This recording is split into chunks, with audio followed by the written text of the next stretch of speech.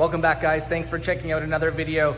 I know it's been a while since my last video and updates, but I have been working away at the Porsche 911 and the Boxster and Cayman engine swap kits, and I will have an update video on that stuff for you guys soon. But today I borrowed my friend's 2002 Porsche Boxster. It is a completely stock, all original Porsche Boxster. A really good example of one of these cars that you can pick up for pretty cheap these days. I wanted to find out how much power it would make, so I borrowed it. It's on my dyno. I'm gonna do some dyno pulls. This is a original 2.7 liter engine, flat 6 engine, all stock exhaust system, stock intake. The car has like 27,000 kilometers on it. I want to see how much power it puts down. I looked it up. This engine is rated at 217 crank horsepower and 192 foot-pounds torque. So we're gonna see. We'll do some dyno pulls and find out what this car puts down today, and then we're gonna do some comparisons. Once I have the dyno graphs from this car, I'll bring up some comparisons of other cars that I've tuned, some K24s, purely for curiosity to see what kind of engine swaps would make sense in one of these earlier generation Porsche Boxsters.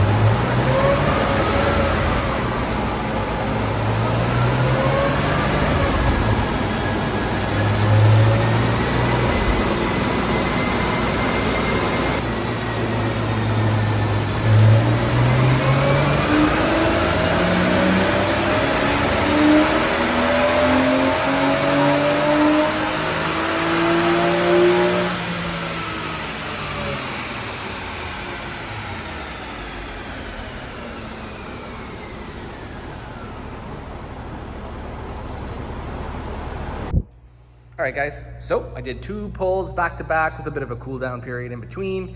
The engine seems pretty healthy. Considering this engine is rated at 217 wheel horsepower, today it put down at the wheels 204, 203 wheel horsepower. Torque-wise, this thing's rated at 192 foot-pounds torque. At the wheels, it put down 176 for both pulls, so pretty good results. This engine revs out to 7 basically, and I took it to right to red line. It has a very flat power curve, very flat torque curve. Basically, full torque all the way from 2,500 RPM till about, 6,000 RPM, and then it really starts falling off above there. So there's really kind of no point revving it past like 65, because it really starts taking a dive after 6,500 RPM.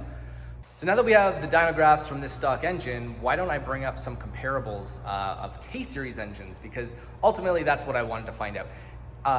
Would a K-Series or a K24 or a K20 make sense to put in this car? And based on the dyno graphs, I definitely think it would be a really good option to swap into these cars. And technically, you could just do an NA K24 and it would make more power than this original engine, and it would be fairly inexpensive to put NA, like full bolt-on K24. If you wanted to, you could put a set of cams. So why don't I bring up some examples of K24s with various different upgrades and parts that I've tuned over the years or whatnot.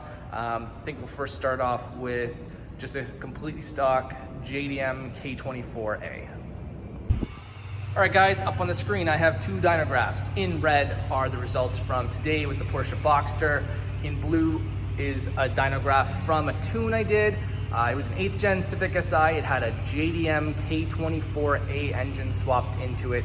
It had just basic bolt-ons, an intake, header, and exhaust system. It had a stock Civic Si throttle body, 65mm throttle body, I believe they are. And the K24 ended up putting down 231 wheel horsepower, 186 foot-pounds torque. This specific JDM K24A had the stock oil pump, it had stock VTC cam gear, and we did rev it out to 7,800 RPM, so you can see actually get a whole bunch more rev range by going to the K24. Big gains, basically the same, it's down low, but up to about 4,000, but then VTEC engages somewhere between 4,000 and 45, and then once VTEC engages, you pick up a ton of extra horsepower. So this graph here is what I really wanted to see, what I was most curious about, to see if it would make sense to swap in a completely stock JDM K24A into one of these Porsche Boxsters as is, and if it would make a difference power-wise. Some guys might have one of these with a blown engine and have a limited budget and just want to get it up and running again with a more powerful engine. And I think swapping in a JDM K24A would be a good start, a good place to start with doing one of these engine swaps. From there, we could drop in a set of cams. Why don't I bring up an example of a K24 with a set of cams. All right guys, up on the screen, in red still the results from today's Porsche Boxster. In blue are the results from a tune I did, another 8th gen SI that had a JDM K24A swap. And he had a set of Drag Cartel 2.2 cams, one of my favorite all-around cams. They work really well. You do need to upgrade springs and retainers when you do these cams, but in my opinion, it's totally worth it. This car was full bolt-on. It had an intake, header, exhaust, slightly bigger throttle body. It made 268 horse, 200 foot-pounds torque, basically more power everywhere compared to the original Porsche engine, and we were able to rev this engine out over 8,000 RPM. So huge gains everywhere by comparison, and honestly, this engine in one of these cars I think would be fantastic. Technically, you wouldn't even really need to go turbo in one of these cars. They're pretty light, and I honestly do think a well sorted out K24 with a set of cams, basically a stock K24 with a set of aftermarket cams, putting down this kind of power would be amazing in this car. I could honestly go on and on. I have countless dynographs, but I think the two that I've shown so far really emphasize like the two good starting points for doing a K24 swap into a Porsche Boxster, especially one of these earlier ones that had the 2.7 liter engine in it. All right guys, I'm gonna bring up one more dynograph. I'm gonna bring up a K24 with a turbo kit. I'm gonna bring up the dynograph from my RSX that I turbocharged because it was a very reasonably priced turbo kit that I put on it. It was a completely stock K24, stock oil pump, stock 25-degree VTC cam gear, so completely unopened K24 engine just with a turbo kit on it. So why don't I bring up that dynograph? All right guys, up on the screen are the results from my dyno tune from my RSX that I had a completely stock K24 engine with a custom turbo kit that I kind of pieced together. This turbo kit, I can't remember if it was 10, 11, 12 pounds of boost, around there somewhere. But it put down 420 wheel horsepower, 330 foot-pounds torque, basically more power everywhere. So this is something you could do right off the bat if you wanted to do one of these swaps, or you could ease into it, do the K24 engine swap, and then eventually turbocharge it. That's what a lot of my customers do anyways. They'll do some sort of engine swap first, enjoy it for a while. When they get bored, then they'll turbocharge it. And this is a pretty good example of the power you can expect if you put a reasonably sized turbo kit, a very responsive turbo kit as well. This thing had full boost by before 4,000 RPM. You can see when you punch it, just started making power. And yeah, so this was all on pump gas. 420 wheel horsepower on pump gas. So you can drive this thing anywhere and not have to worry about fuel and stuff like that. So that might be it for this video, guys. Let me know what you think in the comments. I hope you've enjoyed this little comparison.